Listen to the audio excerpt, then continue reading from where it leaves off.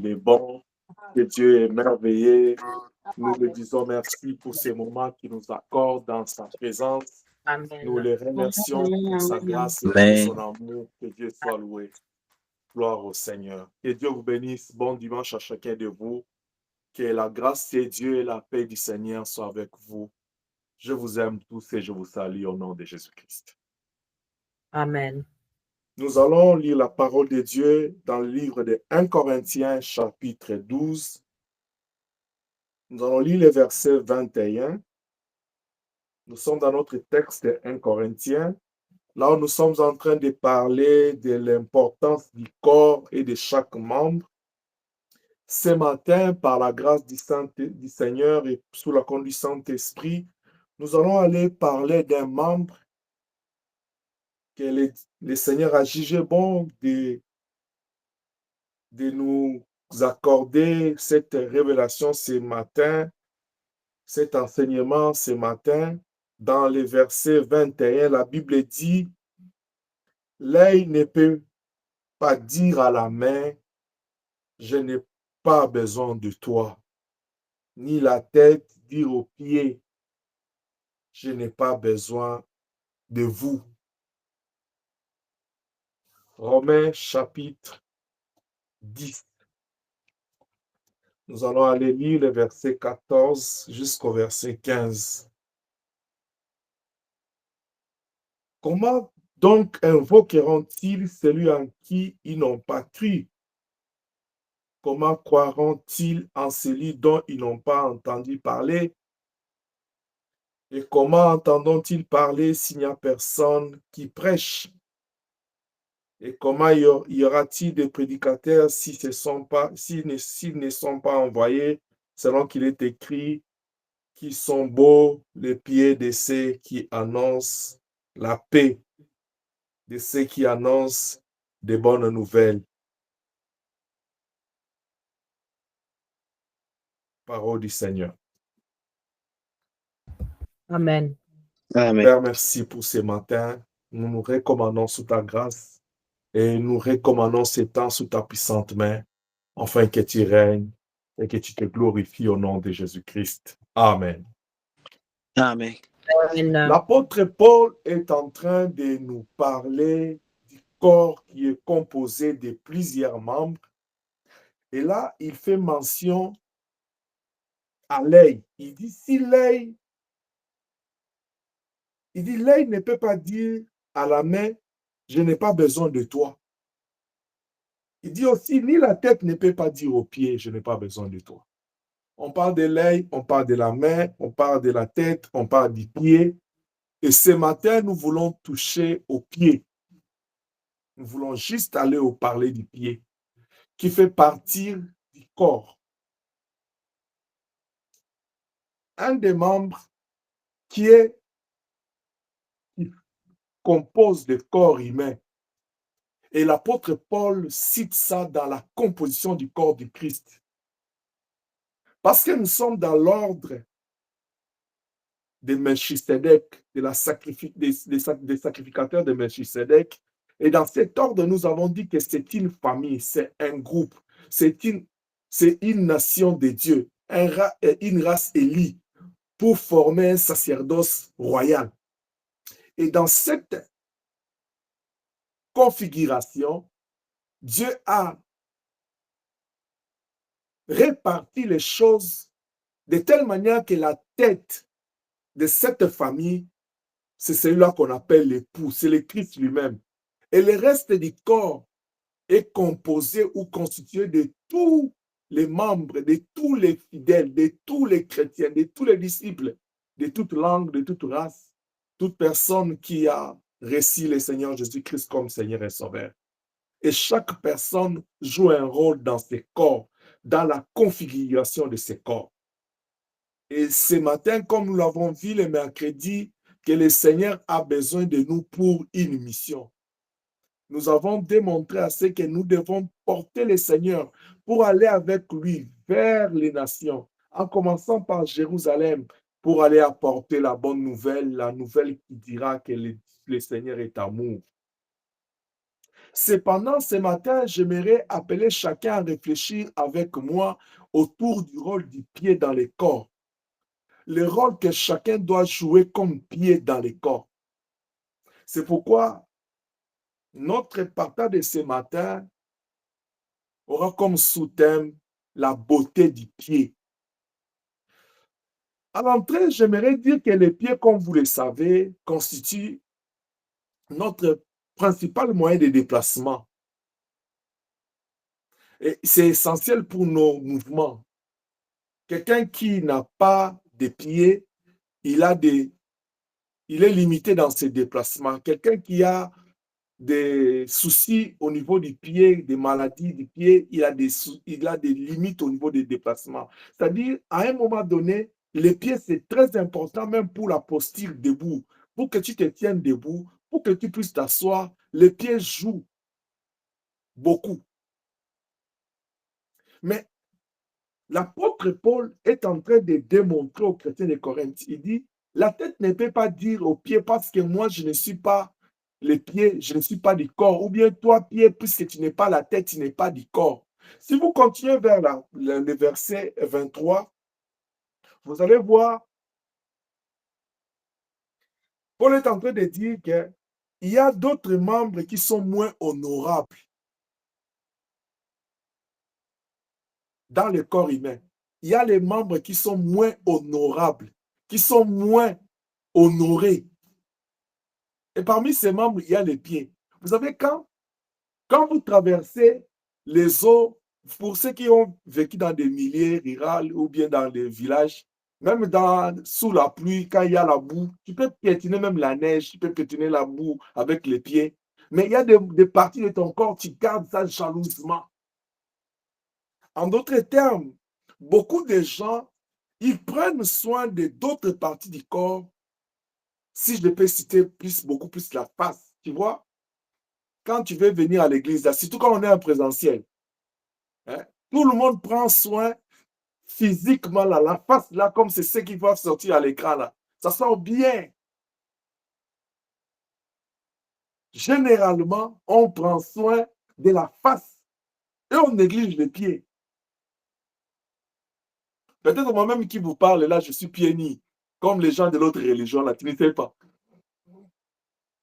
Je me rappelle une fois, j'étais en train de suivre J'étais en train de suivre un journal télévisé sur TV5. Je pense que c'était sur TV5, mais c'était quand même sur une chaîne officielle. Et j'ai vu qu'il y avait un journaliste qui était en train de présenter le journal, si vous me permettez. Après, il a fini. Le temps de dire au revoir, la caméra n'avait pas coupé. Quand il se lève, il était en culotte là, avec veste dessus. Donc, tout le monde était comme ce qui dit, mais comment c'est possible? Donc, c'est tout le monde. Il y a des parties qu'on préfère, on privilège, on honore, parce qu'on dit, bon, dans les cas circonstants, dans cette circonstance, c'est la main qui est importante.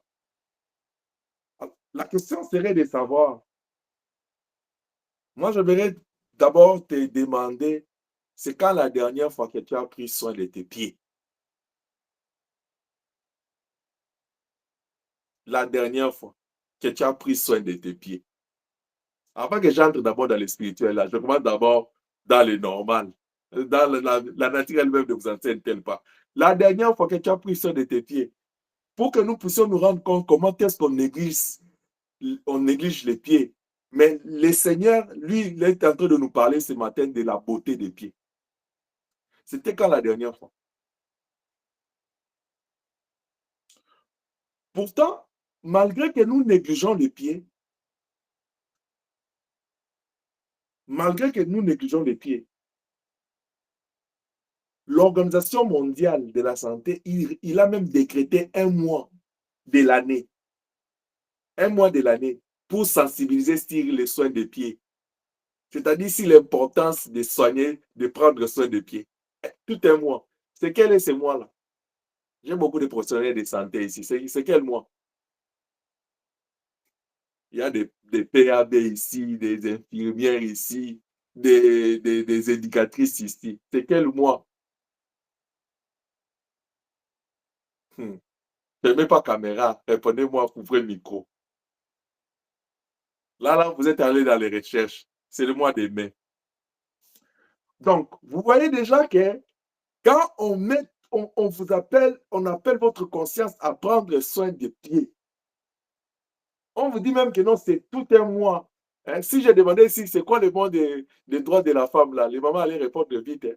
Elle dit, le 8 mars, j'ai dit moi, je ne parle pas de jour, j'ai dit moi. Donc, vous devez savoir toutes ces dates, c'est important. Et quand on les met, c'est très important. Ça fait partie de votre culture. Il faut apprendre toutes ces choses.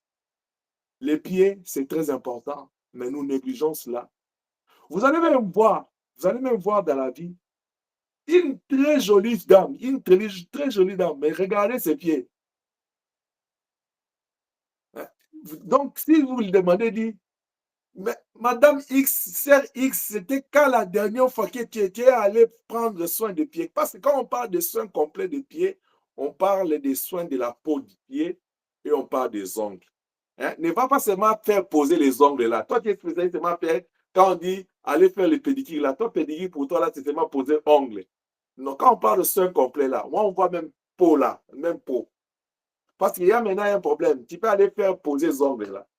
Mais quand on regarde peau là, il n'y a pas de match entre ce qui a fait dans les ongles et ce qui a fait de la peau là. C'est un problème. Hein? Donc, quand on dit prendre soin des pieds là, c'est-à-dire et la peau et les ongles, c'est très important parce que quand vous ne prenez pas soin de la peau, ça va créer des maladies de la peau. Quand vous ne prenez pas soin des ongles, ça va aussi créer des maladies des ongles. Ce sont des petites parenthèses que vous êtes censé les connaître. Je fais que rappeler ça si ça peut aider. Mais Paul est en train de démontrer qu'il dit, malgré que les pieds ne sont pas, ce n'est pas la tête, il ne peut pas dire que je ne suis pas du corps. Malgré qu'il nous sert à nous tenir, malgré que c'est lui qui piétine la terre, malgré que c'est avec lui que nous nous déplaçons, même quand nous sommes hein, pendant l'été là, quand tout est chaud, quand il y a dans des milieux tropicaux, là où il y a la poussière, c'est le pied qui devient sale. Donc, c'est toujours le pied. Mais il reste dans les corps, il reste important dans les corps.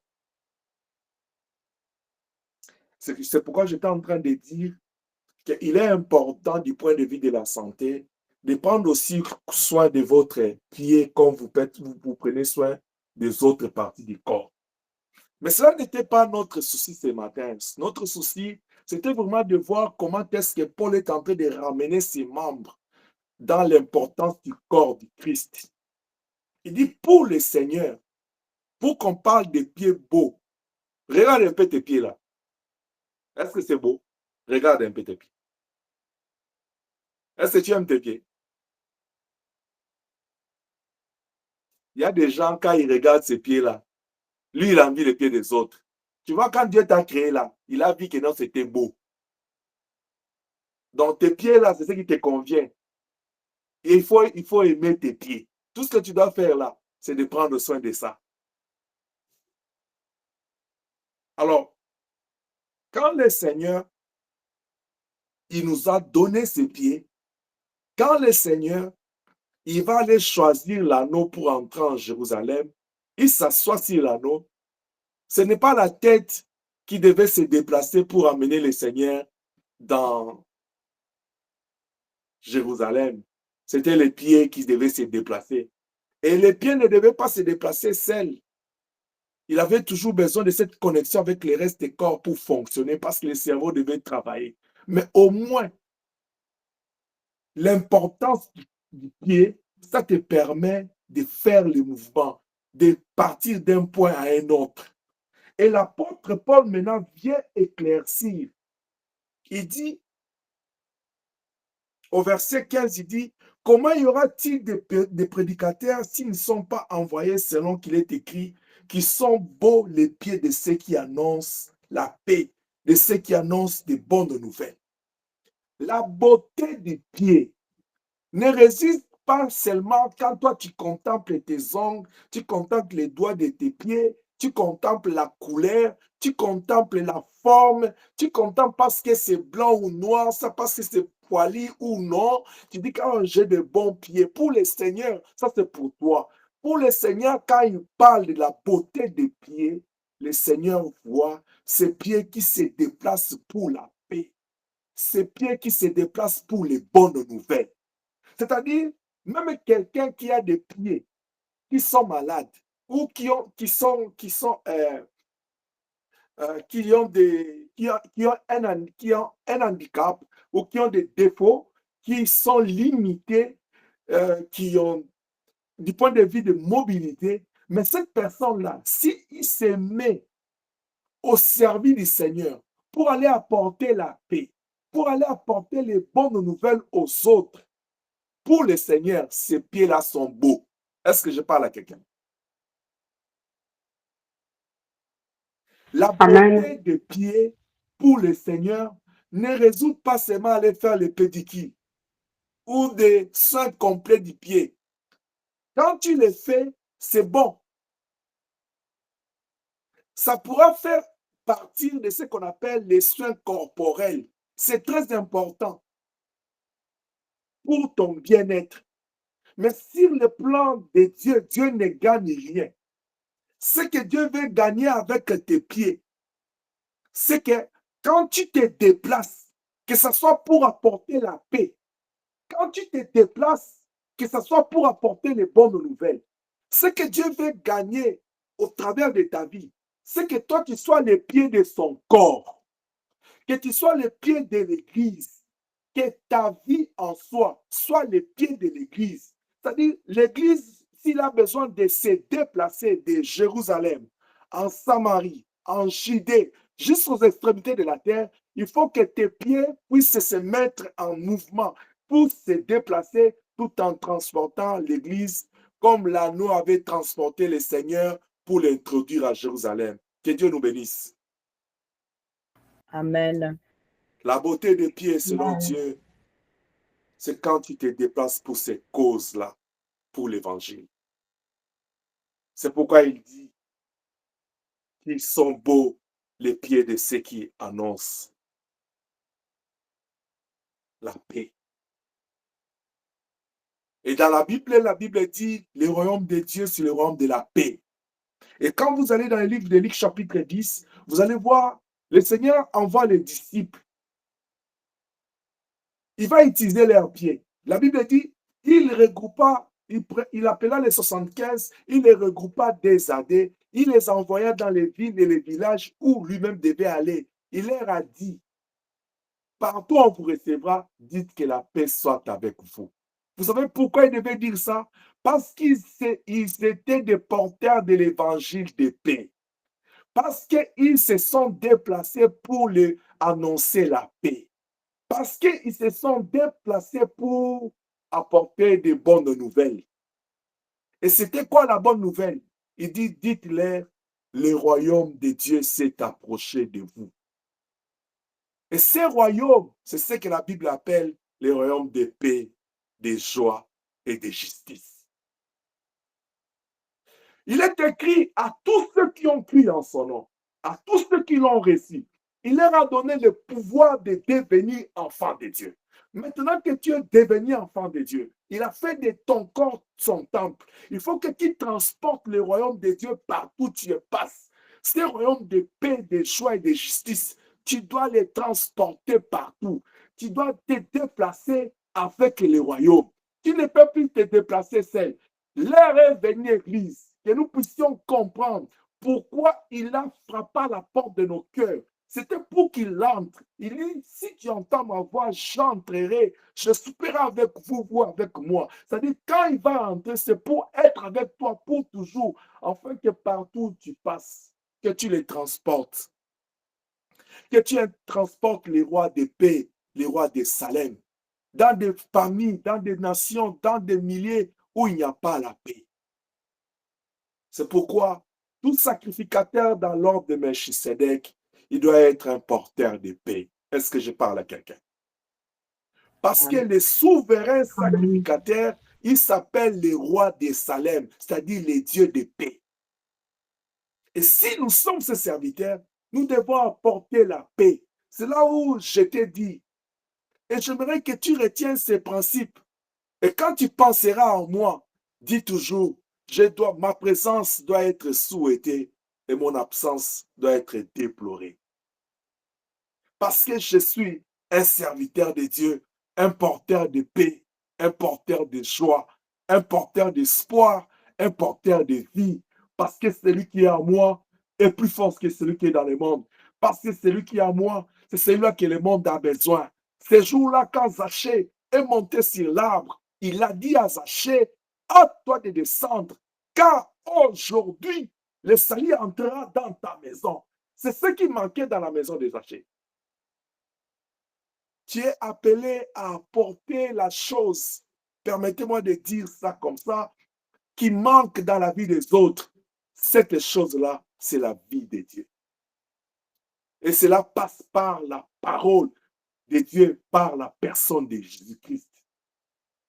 Et cela en une seule phrase, en une seule phrase plutôt, en un seul mot, Dieu est amour. Dis aux gens, dis au peuple que le Créateur du ciel et de la terre, il est amour et il les aime. Peu importe nos péchés, peu importe notre révolte, notre rébellion, notre incrédulité, Dieu a tant aimé le monde. Il a donné son Fils unique, afin que quiconque croit en lui ne périsse point, mais qu'il ait la vie éternelle. Gloire au Seigneur. Maintenant, la question serait de savoir, que tu te poses la question ce matin, combien de fois toi tu es préoccupé à te déplacer avec cette bonne nouvelle? Combien de fois que tu es préoccupé à te déplacer avec ce message de paix? En d'autres termes, est-ce que quand tu te réveilles le matin, parce que la Bible dit dans la Lamentation, ces bontés ne sont pas épuisées, il les révèle chaque matin. Parce que quand tu te réveilles le matin, le Seigneur te fait grâce d'un jour nouveau. Et tu prends soin de ton corps, bien sûr même de tes pieds. Tu te fais belle, beau. Tu prends ta route vers l'école, vers le travail, vers tes programmes. Mais en sortant, quand tu mets ton premier pied dehors, est-ce que dans ton cœur, tu as toujours à l'esprit que je suis porteur de paix ou de bonnes nouvelles? Ou bien aimé, ce matin, le Saint-Esprit est venu te rappeler ou t'annoncer le rôle que tu dois jouer chaque matin dans ta vie et dans la vie des autres. C'est de porter de bonnes nouvelles, c'est de porter la paix, c'est de aller leur dire que le Seigneur est amour. Que Dieu soit loué. Amen. Il est temps que l'Église, que nous puissions plus souiller nos pieds, nous puissions plus rendre nos pieds inutiles à l'Église, mais que nous puissions sanctifier nos pieds, purifier nos pieds.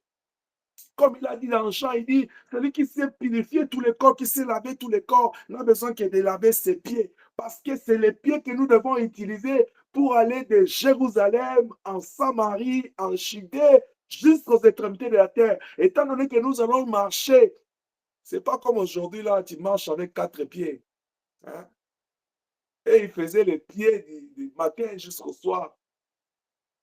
Donc, il pouvait se salir les pieds et il pouvait même se blesser, il pouvait connaître tous les problèmes. Les pieds pouvaient avoir tout, n'importe quel souci.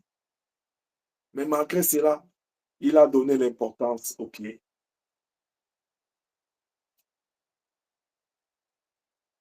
Tu dois te déplacer pour la bonne cause, la cause de l'évangile.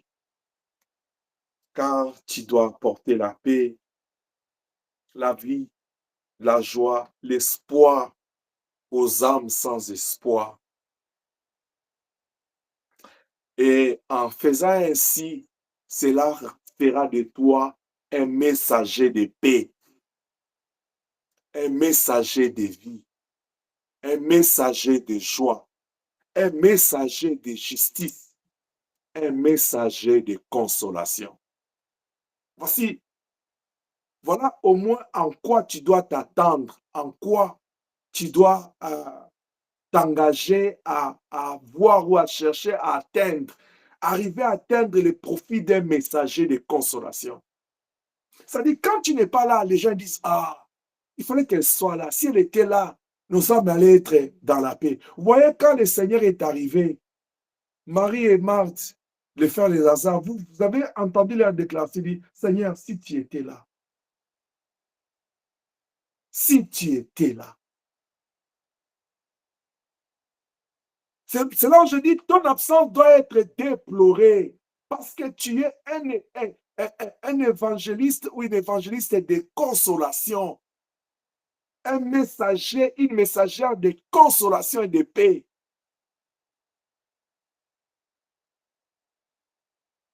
Ta présence doit être, les gens doivent souhaiter cela parce que tu dégages la consolation. Juste ta présence, ça rassure les gens. Ce n'est pas à cause de toi, mais à cause de celui qui est en toi. Voilà pourquoi j'aimerais vous parler des 3 types de messagers. Quand quelqu'un, il se comporte comme pied dans le corps du Christ, parce que les pieds permettent à se déplacer, permet à ce que nous puissions apporter l'évangile de paix. Les pieds fait de nous des messagers pour que nous puissions apporter l'évangile vers la destination. Et dans ce sens-là, je vais vous parler des 3 types de messagers.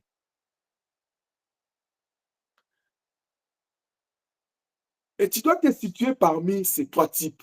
Parce que nous avons dit dans l'Église, soit tu es sacrificateur, parce que nous sommes une race élue pour servir. Tu ne dois pas être figurant ni téléspectateur, au risque d'avoir beaucoup de temps même pour être ennemi des choses de Dieu, pour n'être occuper l'espace inutilement. Première catégorie, ce sont les messagers directs. Jérémie chapitre 1, verset 4 à 9, il dit à Jérémie, avant que tu ne sois une tache de sang dans le ventre de ta mère, je t'avais connu. Avant que tu ne sois formé, je t'avais choisi. Avant que tu ne sois né comme tu sortasses, je t'avais établi prophète des nations. Et il va encore plus loin dire à Jérémie, j'ai mis une pierre de feu sur tes lèvres, parce que tout ce qui sortira de ta bouche, ce seront mes paroles. Dieu a sanctifié ses lèvres.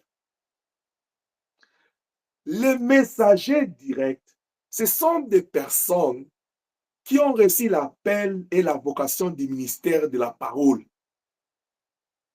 Ce ministère d'autorité pour enseigner, pour prêcher, pour évangéliser la parole comme les évangélistes, comme les enseignants, les prédicateurs. Ça passe par l'exhortation. Il y a des gens, lui, il ne sait pas prêcher, mais s'il t'exhorte, tu le trouves il te trouve dans des difficultés. Il t'exhorte seulement. Après, vous priez. Cette parole-là qui te donne là, ça t'apporte la vie. La foi, ça crée en toi la foi.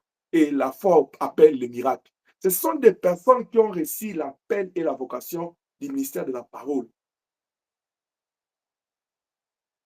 Et ces gens-là, ils ont la responsabilité de transmettre qu'est la volonté de Dieu. Jean chapitre 4, verset 34.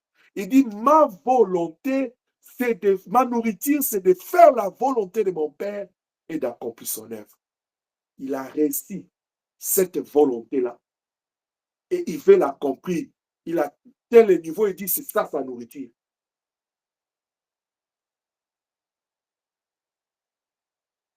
Et dans les versets de Jean toujours, Jean chapitre 5, le verset 30, le Seigneur Jésus parle encore là-bas, il dit ceci.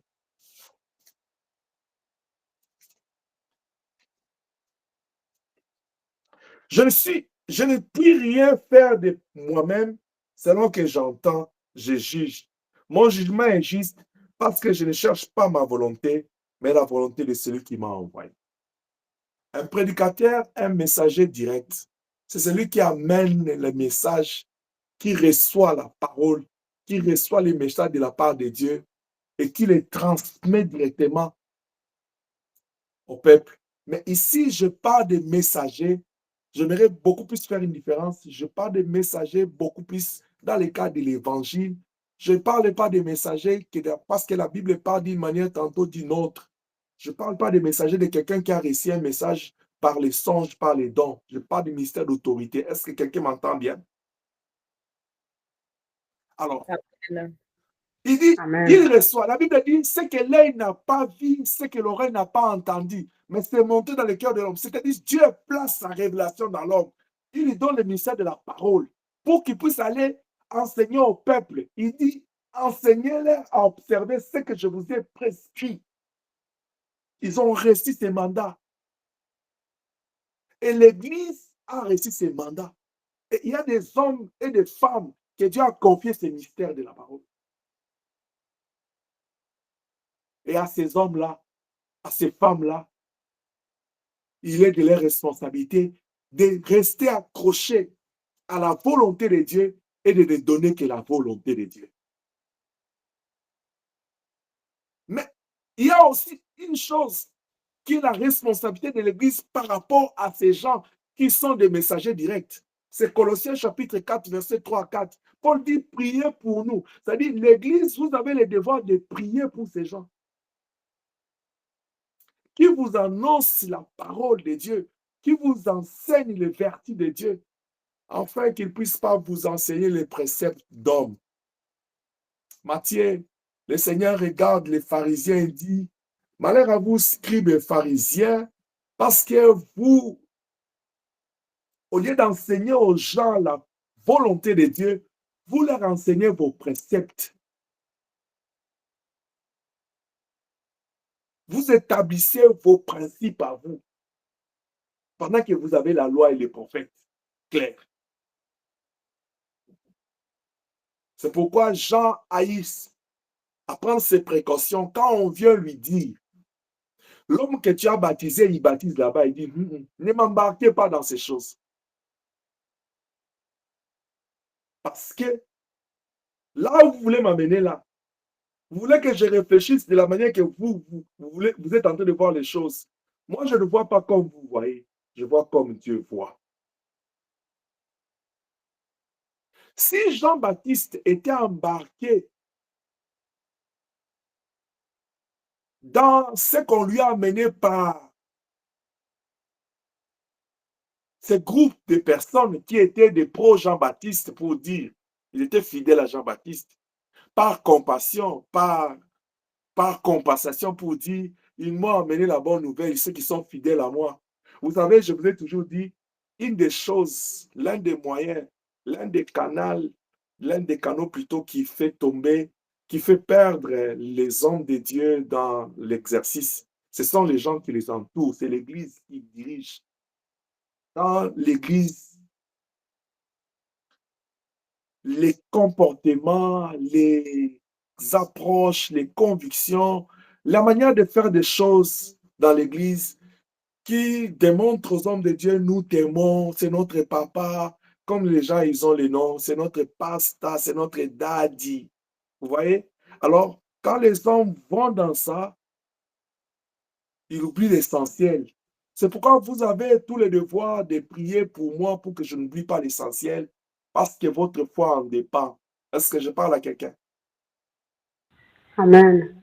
Amen. Votre foi en dépend. Votre foi, c'est quelque chose de très, très, très important. C'est plus que la dîme que vous donnez à l'Église. C'est plus que l'offrande, c'est plus que les actions de grâce. Car la Bible dit, sans la foi, il est difficile de bien être agréable.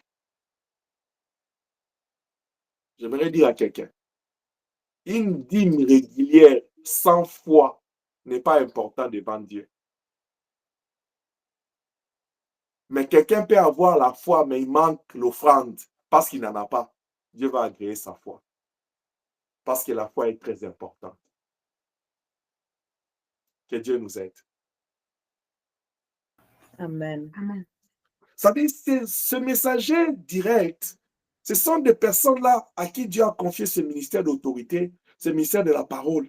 Et ils ont le rôle de la mission d'enseigner, de prêcher, d'exhorter, d'instruire, selon 2 Timothée, chapitre 3, verset 16. La deuxième catégorie des messagers, c'est les messagers indirects. Je joue avec les mots juste pour faire comprendre la différence.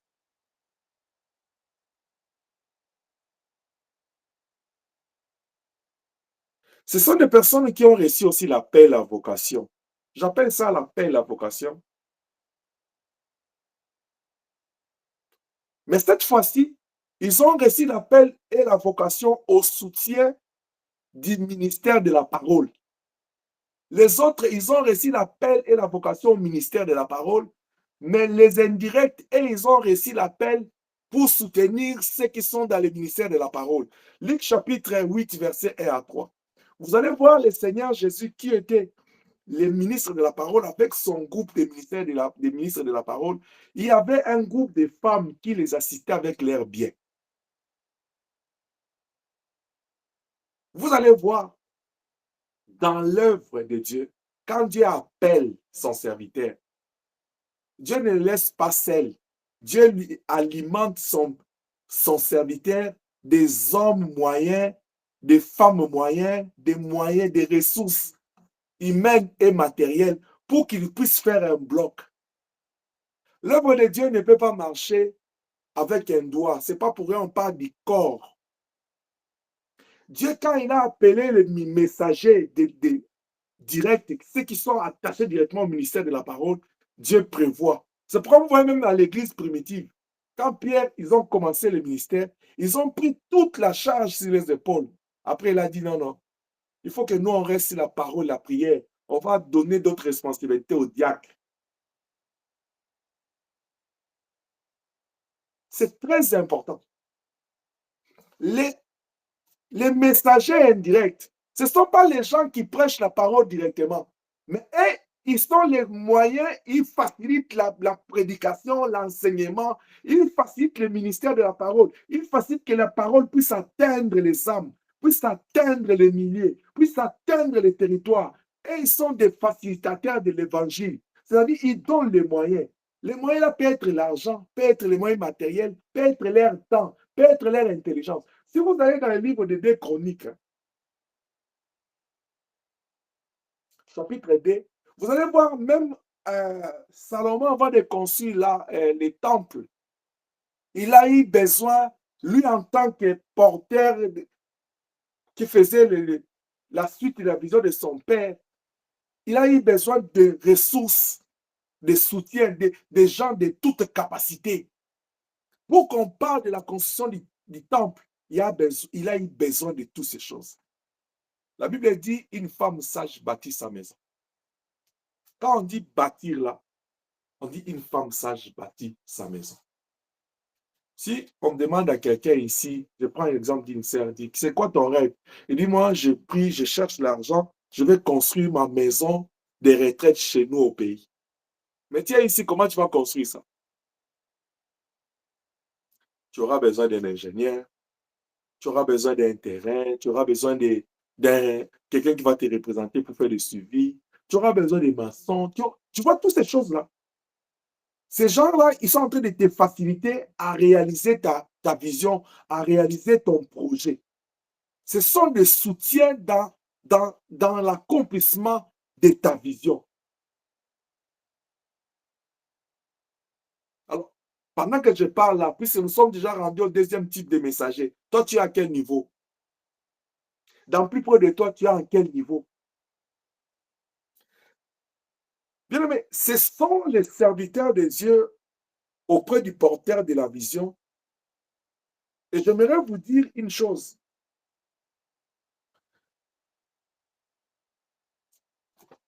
Je vais aller dans le livre de Josué. J'aimerais un peu lire ces versets de Josué. Parce que Josué, il prend la direction des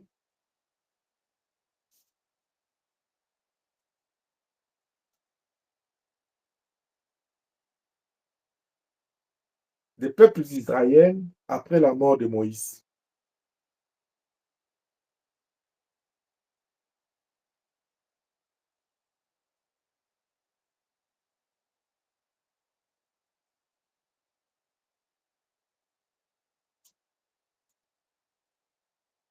On dit, après la mort de Moïse,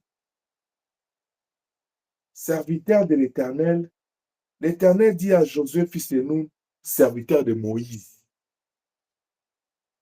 Chapitre 1, verset 1. On dit, Josué était serviteur de qui? De Moïse. C'est que Josué n'était pas serviteur de Dieu. Servait Dieu à travers Moïse. Servait Dieu à travers de Moïse. Mais ici, la Bible dit qu'il était serviteur de Moïse. Il dit, servait Dieu à travers de Moïse. Qui dit encore autre chose?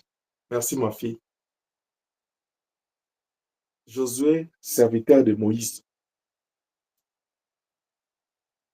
Si un jour je te dis, tu es mon serviteur, là, tu vas te fâcher. Il dit, le pasteur commence à il devait orgueiller. Hein? Josué était serviteur de Moïse. Je vais encore aller plus loin. Quand Moïse dit à Dieu dans Exode, il dit, je ne sais pas parler. Dieu dit, attends. Il dit, tu vois ton frère là qui vient, c'est Aaron.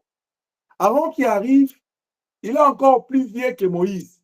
Mais Dieu le met serviteur de Dieu à côté de Moïse. Comme ma fille vient de dire, il servait Dieu sous la couverture de Moïse. C'est ça, c'est ce que ça veut dire, serviteur de Moïse. En soi, la Bible veut dire, il servait les dieux de Moïse. Il servait les dieux dans la vision que Dieu avait accordée à Moïse. C'est-à-dire, il servait Dieu.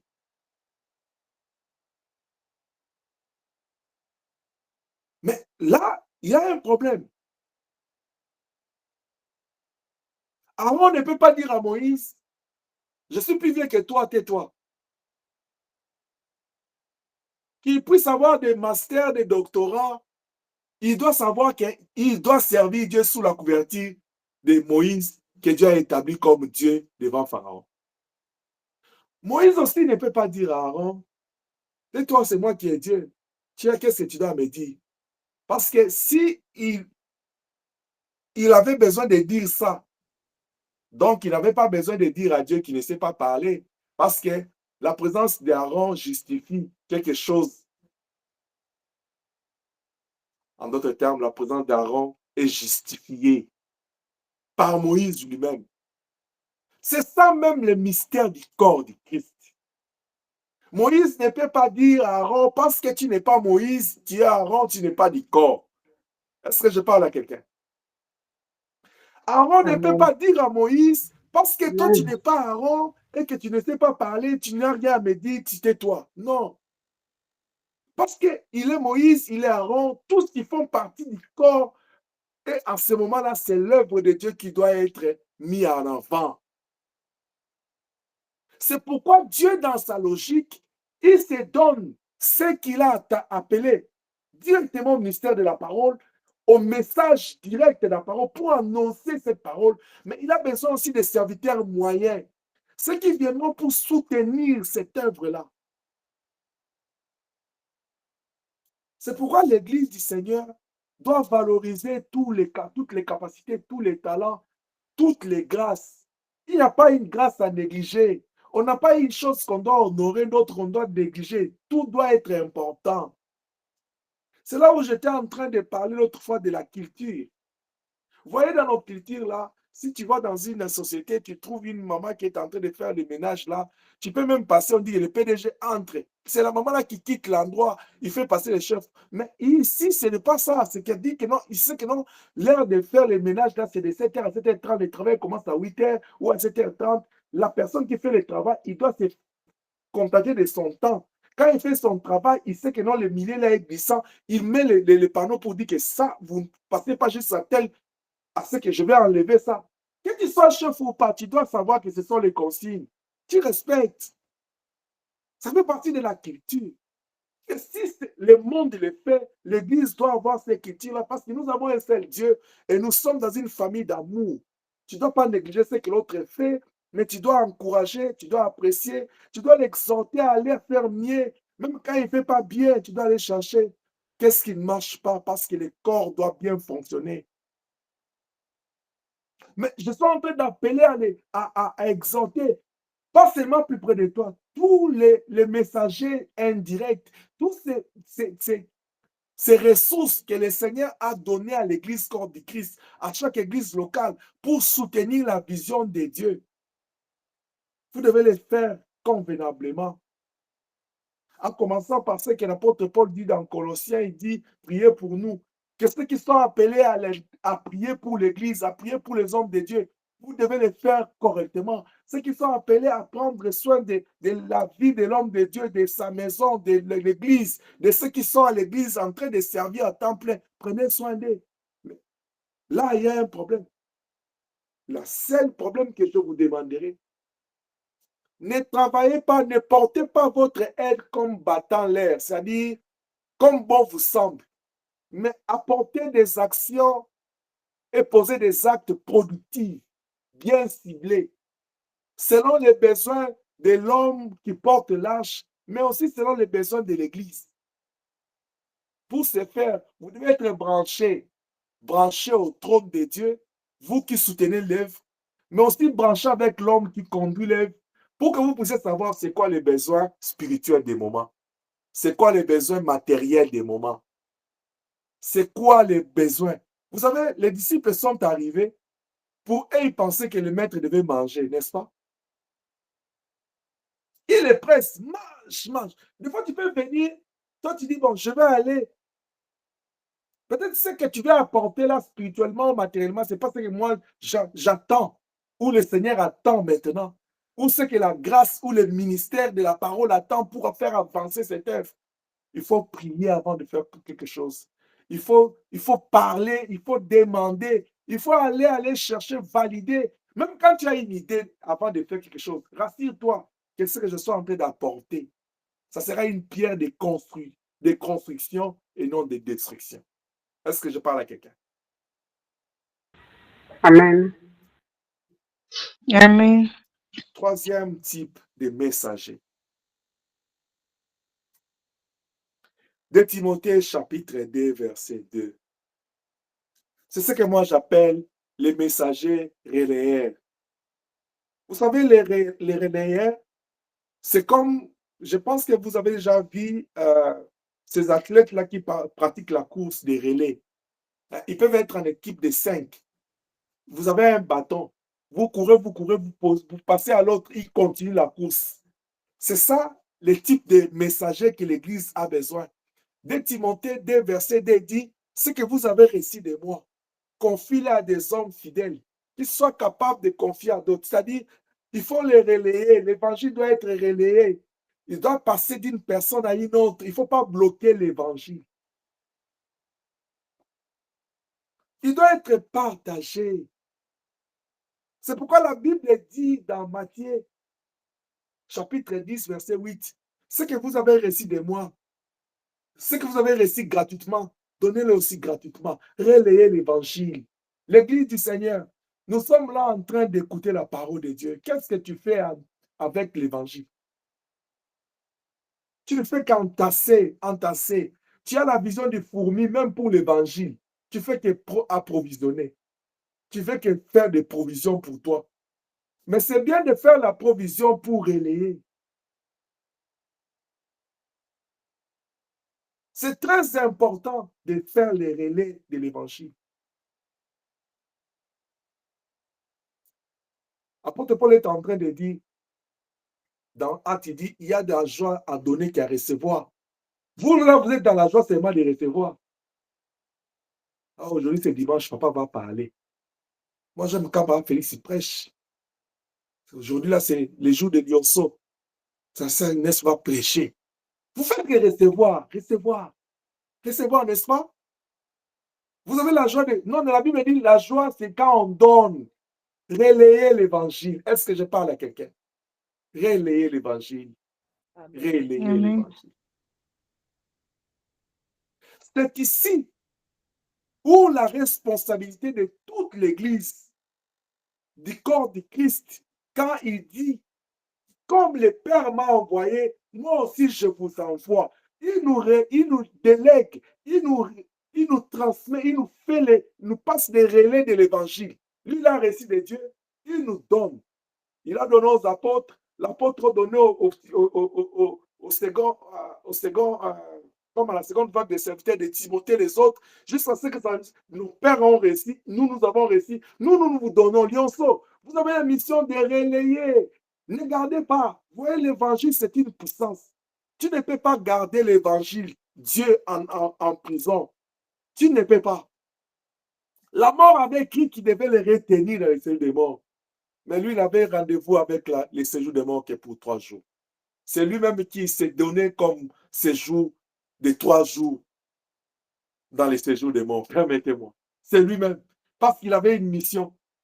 Et quand son séjour était épuisé, il a quitté le séjour des morts. Parce que les séjours des morts ne pouvaient pas les contenir. Tu ne peux pas les bloquer là. Quand ils ont arrêté les Pierre, ils ont persécuté l'église, ils ont arrêté les Paul. On ne pouvait pas les arrêter parce qu'ils avaient la mission de relayer la parole de Dieu. Celui qui a la parole de Dieu en lui, écoute ce que l'Esprit te dit ce matin. Toute la parole que tu reçois, l'évangile de paix, de joie et de vie, c'est l'évangile de la libération parce que c'est la rédemption qui doit être accomplie par cette parole. La Bible dit, sanctifie-les par la parole, car ta parole est la vérité. Et il est écrit, vous connaîtrez la vérité vous affranchira. Est-ce que je parle à quelqu'un? Quand tu as la parole de Dieu en toi, c'est une puissance. La Bible dit, l'évangile est une puissance. Même la prédication de la croix est une puissance pour les salut quiconque croit. Quand tu as cet évangile en toi, tu ne les bloques pas. Passe les relais aux autres. Il dit dans chaque maison, dans chaque famille qu'on vous recevra, dites-leur que la paix y soit. Dites-leur que le royaume des cieux est approché de vous. Ne bloquez pas. Où sont passés les gagnants d'âme de l'Église? Où sont passés ces gagnants d'âme? C'est là où l'apôtre Paul dit, si nous avons cet esprit de réel évangile, nous allons accomplir le mystère de la beauté des pieds. C'est-à-dire, nous allons nous déplacer pour la paix, pour les bonnes nouvelles. Et à ce moment-là, quand Dieu regarde nos pieds, c'est plus que les pieds de quelqu'un qui est allé faire les soins des pieds. Pour Dieu, même quand tu te déplaces, oh, j'aimerais dire à quelqu'un, tu peux être au Canada là, ou en Amérique ou en Europe. Toi qui vas dans des salons de beauté, on te fait des soins des pieds chaque 2 mois. Mais devant Dieu, quelqu'un qui est au village là, sous le coup de la poussière et de la boue, parce qu'il se déplace pour les bonnes nouvelles, ses pieds sont beaux.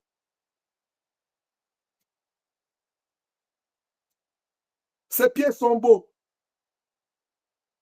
Mets tes vernis, mets tes parfums, mets tes lotions, mets tout. Va dans les salons de soins de luxe, comme des noms que tu connais. Mais si tu le fais pour rester belle, beau dans ta posture et que le royaume des cieux n'en profite rien, là, ce n'est pas la beauté que Dieu a besoin. Mais quelqu'un qui marche avec des babouches comme avec des fusibles qui sautent, mais qui marche même pieds nus, puisqu'il veut aller parler de Jésus, ses pieds sont beaux. Parce qu'il est en train de relayer l'évangile. Est-ce que je parle à quelqu'un? Amen. Dans la sacrificature de Melchisedec, il ne nous donne pas le souffle de vie pour que nous puissions nous réveiller, prendre soin de ce corps et nous arrêter là. Non, c'est pour prendre soin de ce corps. Ça, c'est notre responsabilité. Et je vous encourage à être en bonne santé, à prendre soin de vos corps, de vos vies, de vos maisons, mais pour la cause de l'évangile, pour que cela puisse se servir d'apporter l'évangile. Je vous encourage à comprendre que chaque jour, quand vous vous réveillez le matin, quand tu mets les premiers pas, si c'est le pied gauche qui touche dehors, si c'est dit que c'est pour toi, que quand le pied droit va s'en suivre, tu dis c'est pour l'évangile de paix. Partage ta vie avec le Seigneur. Marche pour les bonnes nouvelles. La Bible dit rachetons le temps car les jours sont mauvais. Le monde est rendu au point où les gens se déplacent pour aller pour aller se quereller, se disputer, pour aller se chamailler, pour aller calomnier, pour aller pécher, pour commettre toute impunité, pour aller tuer, pour aller faire tout ce qui est mauvais. Mais au-delà de tout ça, où est la place de la bonne nouvelle? Élisabeth et Marie je vais m'arrêter là, se sont rencontrés. Il y a eu un déplacement de l'une envers l'autre. C'était pour la bonne nouvelle. C'est pourquoi Hébreu, il nous dit, n'oublie pas l'hospitalité. Quand tu dois te déplacer pour aller visiter les familles, c'est pour apporter la paix. C'est pour aller consoler ceux qui sont dans des situations difficiles. Sache-le, si aujourd'hui tu es chrétien, hier tu étais aussi de l'autre côté. Tu avais besoin aussi. Il avait fallu qu'il y ait un pécheur avec un hameçon pour te prendre. Aujourd'hui, il y a aussi des hommes et des femmes qui ont besoin de toi pour que tu puisses aussi les prendre. Et je te rappelle aujourd'hui, Église, qu'on n'a plus assez de temps. Rentrons en Jérusalem. Apportons la paix. Apportons l'évangile de la joie. Apportons l'évangile de la vie, de la consolation. Comme je vous ai toujours dit, nous sommes de la race de ceux qu'il a consacrés comme ambassadeurs dans ce monde pour la réconciliation des cœurs des pères et des fils et de la condamnation. Il est dit, le Fils de l'homme est venu chercher, sauver ce qui était perdu. Église du Seigneur, si nous sommes une église parmi tant d'églises aujourd'hui, ce n'est pas pour être juste décorer l'église corps du Christ. Ce n'est pas parce que les autres ne sont pas églises. Ce n'est pas parce que nous sommes plus meilleurs que eux. C'est juste parce que le Seigneur a besoin que nous puissions nous lever comme des pieds et pour que nous soyons des pieds beaux à ses yeux, pour que nous puissions apporter l'évangile de paix aux nations. Que le Dieu de grâce vous bénisse partout où vous êtes et que la paix de Dieu qui surpasse tout entendement garde nos vies en Jésus-Christ pour le jour de la rédemption. Que le Seigneur de paix puisse nous donner de nouvelles chaussures ce matin, les chaussures des ailes de l'évangile, les chaussures de paix, les chaussures que nous allons porter, pas puisque nous voulons faire l'harmonie avec les habits que nous avons portés, mais les chaussures qui vont nous permettre de nous déplacer pour apporter l'évangile du Seigneur jusqu'aux extrémités de la terre. Que Dieu vous bénisse au nom de Jésus-Christ. Amen. Amen. Amen.